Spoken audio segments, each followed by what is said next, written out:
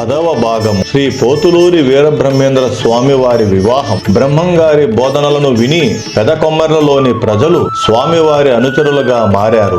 ఆ ఊరిలోని శివకోటయ్యాచారి అనే విశ్వబ్రాహ్మణుడు ప్రారంభంలోను బ్రహ్మంగారిని నమ్మకపోయినా తర్వాత నమ్మకం ఏర్పరచుకుని తన కుమార్తెను బ్రహ్మంగారికిచ్చి వివాహం చేస్తానని కోరారు. అందుకు బ్రహ్మంగారు కూడా అంగీకారం తెలిపారు. వివాహానంతరం కొంతకాలం బ్రహ్మంగారు భార్యతో జీవిస్తూ శిష్యులకు జ్ఞానబోధ చేశారు. 6 సంతానం కలిగారు బ్రహ్మంగారికి. భార్య గోవిందమ్మకు జ్ఞానబోధ. దశమి అభిజిత్ లగ్నం మధ్యాహ్నం 2:30 గంటలకు సమాధి కాలం నిర్ణయించారు. ఇది వినిపించినట్లు ఉన్న గోవిందమ్మను పిలిచి, నాకు మరణం లేదు, నీకు వైధవ్యం ఉండదు, నీవు సుమంగలిగా జీవించు. నేను సమాధి నుండి వీరభోజ వసంతరాయుడుగా వచ్చి నా భక్తులను కంటికి రప్పలా కాపాడుకుంటాను. నేను వచ్చే వరకు ఏమేమి జరుగుతాయని బ్రహ్మంగారు భార్యకు జ్ఞానబోధ చేస్తారు. బెజవాడ కనకదుర్గమ్మ భక్తులతో స్వయముగా మాట్లాడుతుంది. మహాలక్ష్మమ్మ నృత్యం చేస్తూ వచ్చి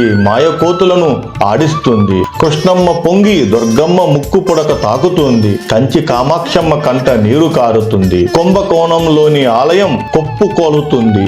అచ్చమ్మ వంశం సర్వనాశనమై వారి వంశం అంతరించిపోతుంది. నారాయణమ్మ వంశస్థులు మఠాధిపతులవుతారు. నీ వేపునైనా ఈ భ్రాంతిని విడిచిపెట్టు అని చెప్పి గోవిందమ్మ దుఃఖాన్ని పోగొట్టారు. పుత్రుడు గోవిందాచార్యులకు జ్ఞానబోధ. బ్రహ్మంగారు పుత్రుడు గోవిందాచార్యుని పిలిచి, నాయనా, నేను వచ్చి 175 సంవత్సరాలు గడిచాయి. ఇప్పటి వరకు సమాజంలోని మనుషులను జ్ఞానం వైపు మళ్లించి జ్ఞానబోధ చేశాను. పరబ్రహ్మం ఉపాసకులుగా మార్చగలిగాను. ఇకపై ఈ బాధ్యత నీది. వీరిని ఎలా మార్చుకుంటావో నీ ఇష్టం. నేను జీవ సమాధిలోకి ప్రవేశిస్తాను. నీకొక రహస్యం తెలియజేస్తాను. నీ గర్భ రహస్యంలో పరమేశ్వరియే నీకు జన్మిస్తుంది. పరమేశ్వరి భూత భవిష్య వర్తమానం చెప్పగలిగిన మహాజ్ఞాని. ఇక్కడి మూడులకు అజ్ఞానం తొలగించి జ్ఞాన దీపాన్ని వెలిగిస్తుంది. పరమేశ్వరి మహిమలు చూపిస్తుంది. పరమేశ్వరి వాక్కులు ఫలిస్తాయి. చివరికి పరమేశ్వరి నావలే సమాధి నిష్టను పొందుతుంది. పరమేశ్వరికి నావలే మఠములు ఉంటాయి. పరమేశ్వరికి నావలే పూజలు జరుగుతాయి. ఆ మహాదేవిని ఈశ్వరమ్మ అని పిలుచుకోవాలి. ఇక సిద్ధుడు ఈశ్వరాంచ సంభూతుడు.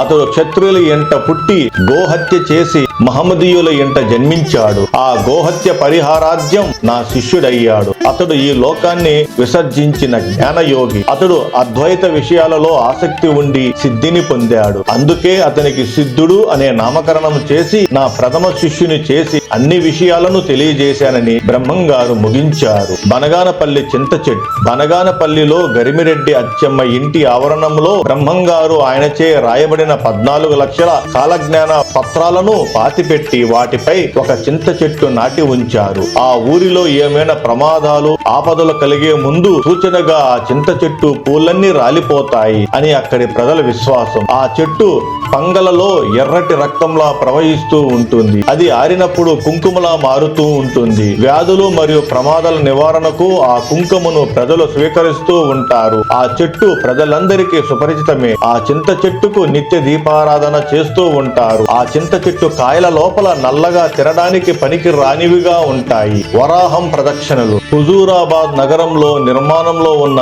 దేవాలయం అవాంతరాల మధ్య ఆగింది. ఆ దేవాలయం చుట్టూ ఒక వరాహం ప్రతిరోజు ఉదయం నుండి సాయంత్రం వరకు ఆగకుండా ప్రదక్షిణలు చేస్తుంది. చుట్టుప్రక్కల నుండి వందల వేల మంది వచ్చి చూసినా సరే ఆగకుండా ప్రదక్షిణలు చేస్తూ ఉంది. అందరి మధ్య దేవుని చుట్టూ తిరుగుతూనే ఉంది. కొంతకాలం జరిగిన తర్వాత ఇప్పుడు కొత్తగా కమిటీ వేసి కస్తూరి నరేంద్రాచారి అధ్యక్షతన గుడి నిర్మాణం పూర్తయింది.